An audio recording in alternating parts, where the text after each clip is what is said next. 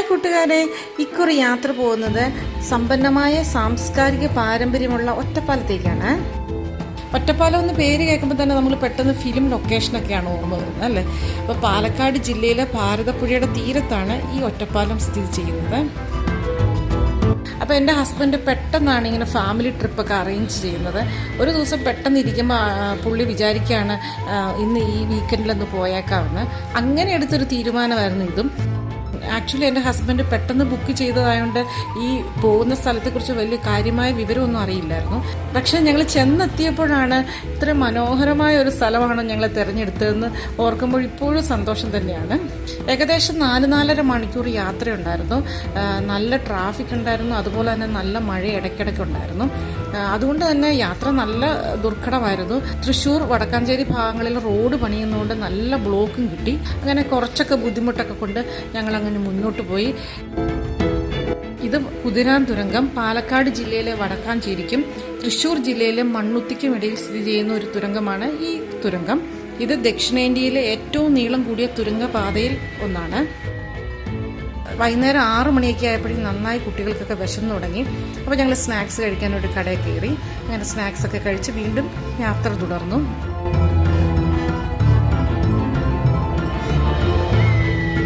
ഞങ്ങൾ കളപ്പുരയിലേക്ക് എത്തിച്ചേർന്നു. ഇത് ഒറ്റപ്പാലത്തുള്ള കളപ്പുര റിസോർട്ടിലാണ്. ശരിക്കും രാത്രിയിലാണ് ഞങ്ങൾ വന്നത്. അപ്പോൾ രാവിലെ നമുക്കിതെല്ലാം അടിപൊളിയായിട്ട് കാണാം. നല്ല വൈബാണ് കേട്ടോ, നല്ല രസമാണ് കാണാനായിട്ട്. ഇവിടെ ഫ്രണ്ടിലെത്തിയപ്പോൾ തന്നെ ഇവിടുത്തെ വൈബ് കണ്ട് ശരിക്കും ഞാനൊന്ന് ഞെട്ടി. കാരണം ഞാൻ ഈ ഒരു രീതിയിലേ അല്ല വിചാരിച്ചു വെച്ചത്. ഏതോ ഒരു സാധാരണ ലെവലിലുള്ള ഒരു റിസോർട്ടൊക്കെയാണെന്നാണ് ഞാൻ വിചാരിച്ചത്. പക്ഷെ ഇതെൻ്റെ സ്വപ്ന തുല്യമായ ഒരു വീടായിട്ടാണ് എനിക്ക് തോന്നിയത്. അപ്പോൾ ഞങ്ങൾ നിൽക്കുന്നത് കളപ്പുര റിസോർട്ടിലാണ്. ഇത് ഒറ്റപ്പാലാണ് സ്ഥലം. ഇത് രാത്രി ഞങ്ങൾ വന്നതേ ഉള്ളൂ. ഇനി നമുക്ക് രാത്രിയാണ് എല്ലാ കാര്യങ്ങളും നമ്മൾ കാണാൻ പറ്റുന്നത്. അടിപൊളിയായിട്ട് കാണാൻ നല്ല രസമാണ്. നല്ല വഴുപ്പുള്ള സ്ഥലമല്ല. ഇത് ശരിക്കും നെൽക്കുഴിയാണ് പറയുന്നത്. ഈ നെൽക്കുഴിയാണ് ഇങ്ങനെ അടിപൊളിയായ ഒറ്റപ്പാലം എടുത്തിട്ടുള്ളത്. അപ്പം നമുക്ക് നാളെ കാണാം. നല്ല രസമാണ്. എല്ലാം പഴയ നമുക്ക് പെൻഷനായിട്ടുള്ള വിഭവങ്ങളും കാഴ്ചകളും വസ്തുക്കളൊക്കെ ഉണ്ട് കേട്ടോ. അപ്പോൾ ഈ കാണുന്നവരാണ് ഈ ഹെറിറ്റേജിൻ്റെ ഓണർമാർ. വളരെ മനോഹരമായിട്ടാണ് അവർ ഞങ്ങളെ സ്വാഗതം ചെയ്ത്. ശരിക്കും മറക്കാൻ പറ്റാത്ത ഒരു അനുഭവം തന്നെ. അപ്പം നമുക്കറിയാവുന്ന കാര്യമാണ് ഈ ഒറ്റപ്പാലത്ത് ഒരുപാട് ഫിലിം ഷൂട്ടിംഗ് വരുന്ന സ്ഥലമാണ്. അതുകൊണ്ട് തന്നെ ഇവിടെ ഒരുപാട് ഫിലിം ആക്ടേഴ്സും ആക്ട്രസും ഒക്കെ വന്ന് താമസിച്ചിട്ടുണ്ട്. നമ്മുടെ കീർത്തി സുരേഷും ജോൺ സാറും പിന്നെ ഒരുപാട് വലിയ വലിയ ആൾക്കാരൊക്കെ ഇവിടെ നിന്ന് താമസിച്ചിട്ടുണ്ടെന്ന് അവർ പറഞ്ഞിരുന്നു. അപ്പോൾ കീർത്തി സുരേഷിൻ്റെ റൂമൊക്കെ ഞങ്ങളെ തുറന്ന് കാണിച്ചു. എല്ലാം അതിമനോഹരമാണ്.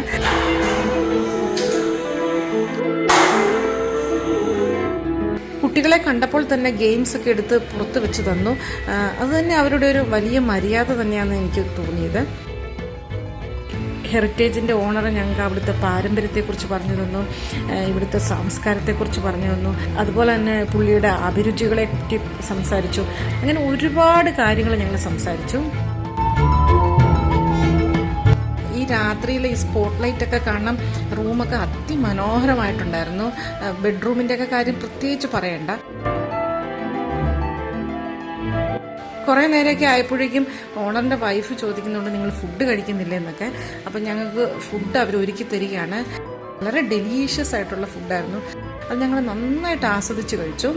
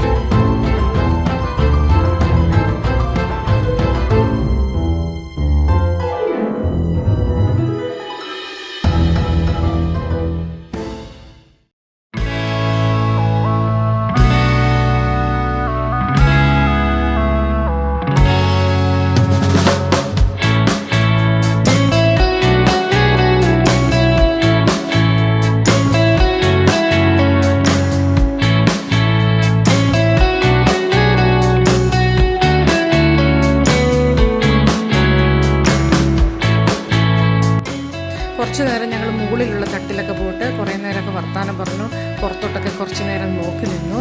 പിന്നെ ഞങ്ങൾ റൂമിലേക്ക് ഉറങ്ങാനായിട്ട് കയറി.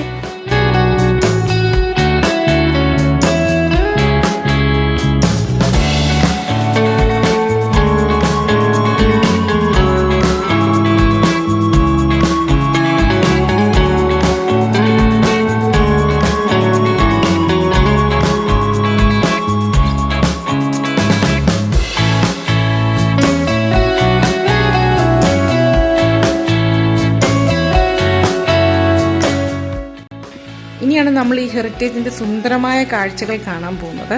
അപ്പോൾ എല്ലാവരും പാർട്ട് 2 കാണണം. Okay, bye, thank U.